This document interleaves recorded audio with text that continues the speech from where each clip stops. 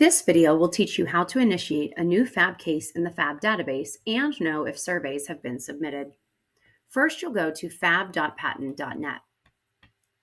You'll click on Facilitator, enter your username and password, and then on the left side of the screen, you'll see Initiate FAB Case. You'll select the IU number, the LEA name. I'm just randomly picking something here.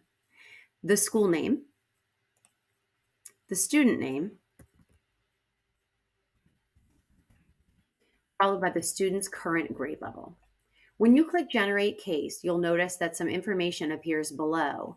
It says you must save these credentials, but you'll notice that this is going to disappear shortly, and it will appear in the box on the right in the section that says Existing FAB Case. So you notice that already went away, but over here, if I go to my next list, here is the case that I just created. Case number 79 for Alex Martin. Here is the password that was created for his case.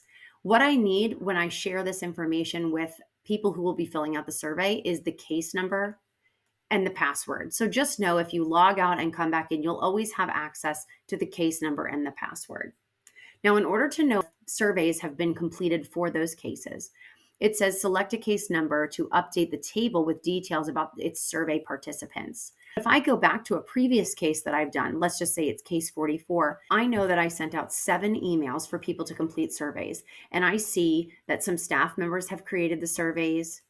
And I also see that the student and family members have filled out the survey for case number 44. This is how I know that everyone has completed the survey. Let's just say I go to another case, 66, and there's no matching records. That means no one has submitted a survey yet. So just note, whenever you go in this drop-down list, you'll only see those surveys if they've been submitted by the participants. Thanks for watching this video on how to initiate a new FAB case in the FAB database and know if surveys have been submitted.